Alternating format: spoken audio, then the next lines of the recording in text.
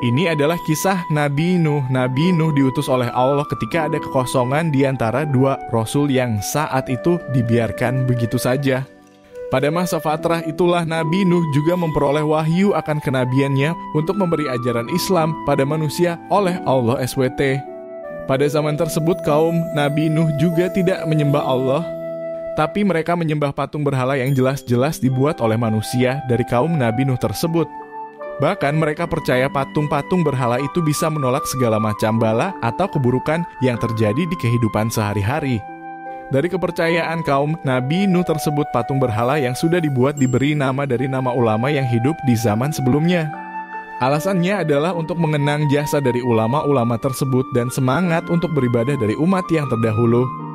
Nama-nama patung yang dibuat oleh kaum Nabi Nuh yang belum kenal dengan Allah diantaranya yaitu Wad, Yatuk, Suda, dan Nasr.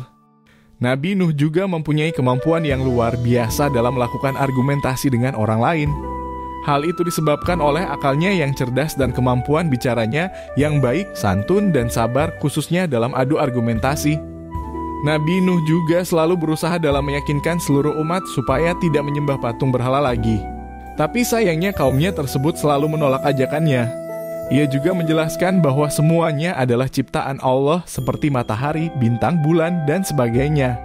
Selain itu air, tumbuhan, dan juga hewan yang selama ini sudah ada dan bisa dinikmati oleh manusia adalah ciptaan Allah. Setelah Nabi Nuh berjuang untuk menyadarkan seluruh kaumnya untuk mengajak mereka agar tidak menyembah berhala dalam waktu ratusan tahun atau hampir 1000 tahun lamanya, Allah pun memerintahkan Nabi Nuh lagi untuk membuat kapal. Kapal ini ukurannya sangat besar dan bisa menampung banyak orang dan juga hewan-hewan.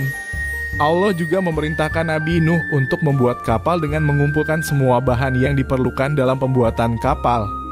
Orang-orang yang membuat kapalnya memilih tempat yang jauh dari ramainya masyarakat dan jauh dari daerah perkotaan. Mereka bersemangat sekali dalam membuat kapal tersebut sehingga proses pembuatannya dilakukan siang dan malam untuk menyelesaikan kapal berukuran besar yang sudah diberi perintah oleh Allah. Tapi walaupun Nabi Nuh sudah berusaha menjauh dari keramaian dan berharap tidak ada gangguan, tetap saja ada yang terlihat oleh orang yang tak mau menerima ajakannya. Mereka pun mengejek sekaligus menghina pembuatan kapal besar tersebut. Walaupun Nabi Nuh dihina dan diejek oleh kaumnya, tetapi pembuatan kapal besar tetap dilakukan. Para pengikutnya pun tetap semangat dalam menyelesaikan pembuatan kapal tersebut karena hal itu adalah perintah dari Allah SWT. Ketika orang-orang menghina dan juga mengejek Nabi Nuh, saat itu Nabi sudah memberitahu mereka bahwa akan ada banjir bandang yang melanda wilayah tersebut. Banjir bandang ini bahkan sangat besar dan akan menenggelamkan semua manusia yang ada di sana. Tapi kaum kafir tetap tidak percaya dengan apa yang diucapkan oleh Nabi Nuh. Anak Nabi Nuh pun tak percaya dengan hal itu dan ia lebih memilih menjadi kaum kafir saja. Anaknya menerima bisikan dari syaitan dan juga hasutan yang berasal dari kaum kafir yang lainnya. Kapal pun akhirnya selesai dibuat oleh Nabi Nuh dan semua pengikutnya. Setelah itu Nabi menerima wahyu kembali dari Allah. Allah memerintahkan Nabi Nuh untuk bersiap dan menunggu tanda-tanda perintah dari Allah. Jika sudah muncul tanda-tanda perintah itu, maka Nabi Nuh harus segera mengangkut semua kaumnya dengan kapal. Bawa juga 2 pasang manusia atau hewan dari bumi, kemudian berlayarlah dengan kapal tersebut atas izinnya. Setelah wahyu itu diterima oleh Nabi Nuh, maka Nabi pun menunggu hari di mana banjir bandang tersebut akan tiba. Dengan hujan yang turun sangat lebat, maka hal itu menjadi tanda-tanda banjir bandang akan terjadi. Sebelum banjir bandang ini terjadi, Nabi pun mengajak seluruh pengikutnya untuk langsung naik ke kapal. Sampai tiba waktunya hujan pun turun dengan derasnya, kemudian air menggenang wilayah daratannya terlebih dulu. Secara perlahan air yang menggenangi area dataran rendah naik dan meninggi, lalu menuju ke dataran yang lebih tinggi.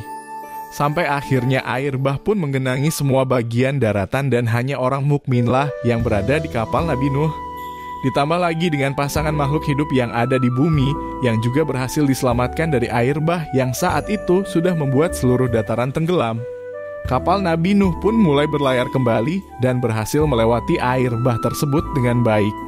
Ketika sedang berlayar, terlihat orang-orang kafir yang dulu tidak mau mengikuti ajakan Nabi untuk menyelamatkan diri mereka supaya tidak terbawa oleh air bah yang lebih jauh lagi dari area tersebut. Saat Nabi Nuh sedang berlayar di bagian tengah air bah, Nabi pun melihat anaknya yang juga ikut menolaknya. Karena nama anaknya itu terlihat oleh Nabi timbul dan tenggelam di tengah air bah karena ia menerima azab dari Allah dari perbuatan yang dilakukannya. Banjir bandang pun menenggelamkan kaum yang salim pada Allah, termasuk anak Nabi yang juga meninggal karena belum beriman dan tidak mengenal Allah. Nabi Nuh pun turut bersedih akan hal itu.